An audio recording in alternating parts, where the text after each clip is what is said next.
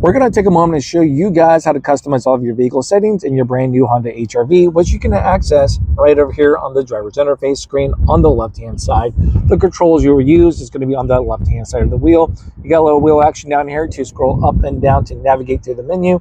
Then you have to push in the wheel to select that menu item. Now, when you're fully done, all you have to do is hit the home button. It'll take you back to this menu, and then you can choose what you want to display.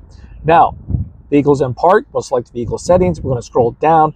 First thing that's going to pop up is going to be your TPMS calibration. So if you have your tire pressure light on, you made all the corrections, you get in here, you hit that, and scroll up to calibrate, and boom, backs you back out after selecting it. Now we'll go down to the next option. It's going to be your driver's assist system setup. This is where you can customize all of your Honda sensing features, your forward collision warning distance. So as you're driving down the road, as senses are getting too close to an object, it's going to say, hey, brake, you're about to hit something, you know? When do you want it to warn you? Normal, long is the other option, short, or there we go. I'll keep most of this stuff on default or enable it for the next person. Now you get your ACCs, your adaptive cruise control, forward vehicle detection beep. This is when your adaptive cruise control is enabled. You're driving down the road, a car gets in or out of range. It goes beep, beep, beep, beep to alert you, hey, I'm speeding up or slowing down because accordingly, okay? That's great. So if I'm over here having a conversation, I feel the car speed up or slow down, I'm not in panic mode. The car's already telling me. You can have this on or off. Now we'll go down to the next one. It's going to be your road departure. You can change the sensitivity on this. You have it narrow, normal, wide, or maybe you don't want to make any corrections. You just want it to warn you only. There we go. Keeps you on your lane, on the road. On the back button, we'll go down to lane keep assist suspense beep. So this is when you have your lane keep assist on. You're driving down the road, you go out of your lane a little bit, beep, beep, beep, beep, beep, as it brings you back. Do you want it to alert you? Yes or no?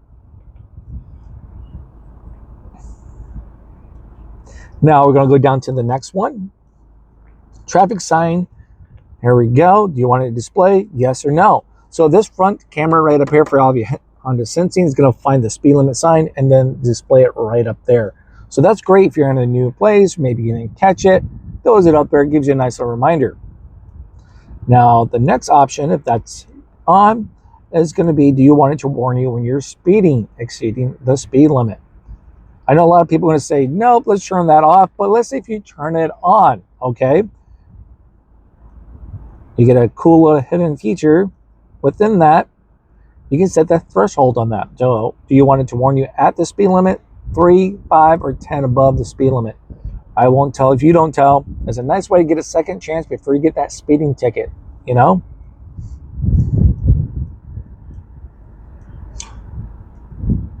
Driver's attention monitoring system. So you probably want the car to do everything in its power to alert you when you're doing a bad job at driving. You need to pull over, take a break, take a power nap, coffee. Who knows what the case is? Get out there and stretch your legs. Let's put on everything that's possible. The car knows the difference between you doing a bad job of driving and the wind blowing you around, stuff like that, okay? Now, that's everything underneath driver's assist. Now we're going to hit the back button from menu. It goes back to the group. So now we'll go down to the next group. It's going to be meter setup. Language. Got a couple options. English. There we go. French and Spanish. Outside temperature gauge. You can see right now it is 79 degrees outside. You can fine tune this bad boy within a 5-degree Fahrenheit. You pick what you want or you leave it alone.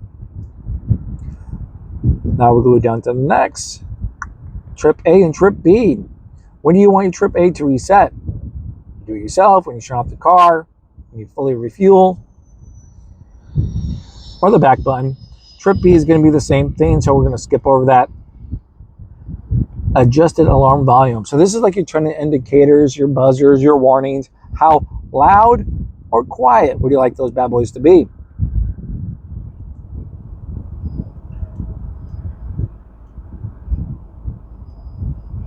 Fuel efficiency backlight. So this is when you're driving down the road, you get a green bar. It's going to be right up there, a green light to let you know when you're being fuel efficient.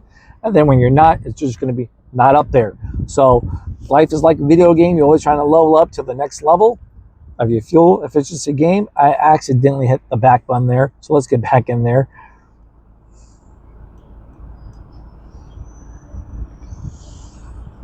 So yeah, let's get that on. I like a visual coach. Rear seat reminder.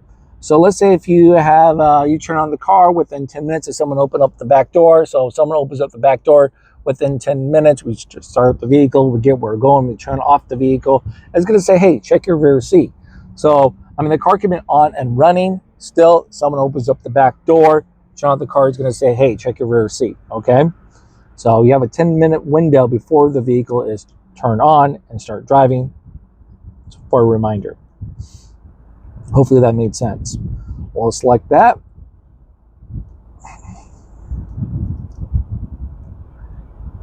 Speed and distance.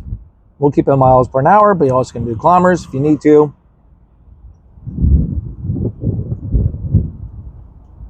Now we're going to go down. Tachometer. Have it on or off. So let's say if it's off, boom, fully back out, you don't have the numbers of the tachometer right up there for your RPMs. If you like that little sporty vibe, whatever, I mean, if you want it displayed all the time, you just get right back there and turn it on, okay?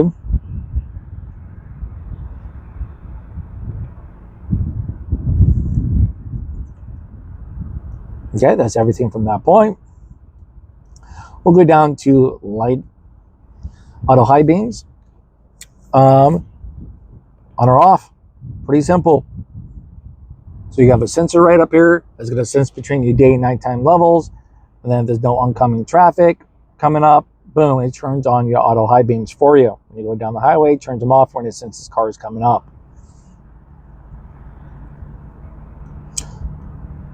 And interior light dimming time. So you got your dome lights right here. You can turn them off or on. You have it in there with the door open. These are what we're talking about. I shut the door. Car's off, of course. I shut the door. Bang. The timer starts. 30 seconds. 60.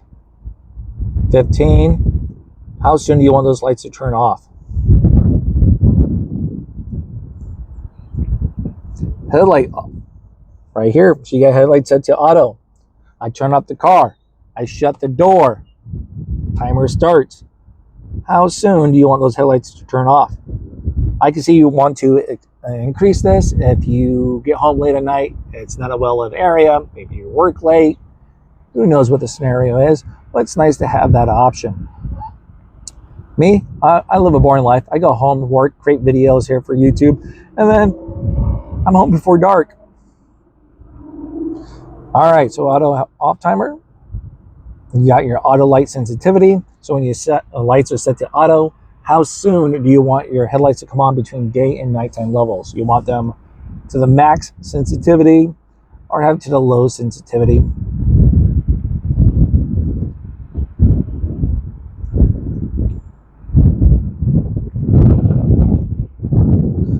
All right, auto headlight on with the wiper on. So let's imagine we're out there driving around during daytime, it starts to rain, so I turn on my wipers. Since my headlights are set to auto, I turn on my wipers, bang, the headlights automatically come right on. I turn off the wipers, headlights automatically come right off. That's great for your daytime driving, you know what I mean, from that point. Of course, it's nighttime, raining, you're gonna have your headlights on automatically.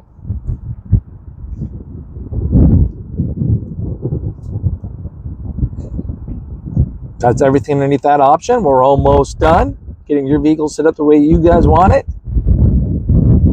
Door set up. So this is going to be an auto door lock. So you get into the vehicle, you're about to drive off. How soon do you want your doors to lock up? You want it with speed. When you shift from park, so like drive or reverse, bang, doors locked, or have it off.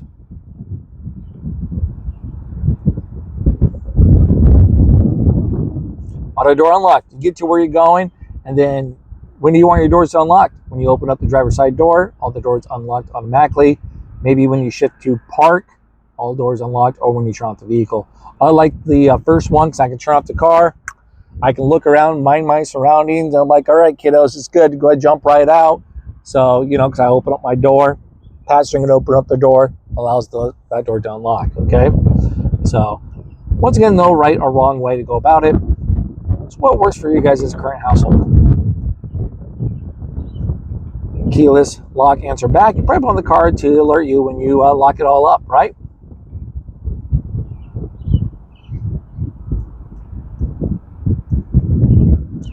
All right, keyless remote power control. So you guys probably seen those videos where you can roll down the key fob. Roll down the windows with the key fob, right? You just double tap and hold, and then it rolls down the windows as you hold in the button down. It's great for those hot summer days to let it air out. But maybe you accidentally do it by just say, all right, get out there, Steven, to the car. You double tap and hold it for a little long, and it cracks the window. You guys know what I'm talking about? Well, this is the option where you can turn that off, okay? The keyless remote power window control, on or off.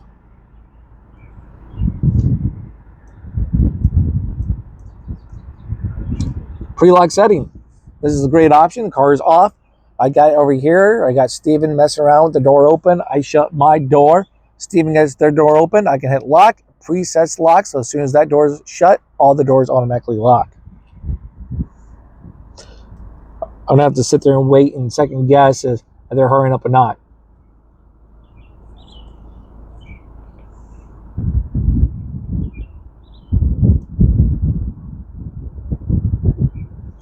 Now that's everything underneath that. Let's go to the next group. All the way down. Now we got your maintenance. So all the video out there is going to talk about maintenance. You got codes 1 through 7, as you can see. They can choose individually to reset, or you can reset all of them. And then I talk about what those codes mean individually for you guys. Now, once again, when you're all done, just select this button right there. Get back on the road. Don't forget to check out my tips and tricks videos, my other videos out there on YouTube. Talk to you guys later.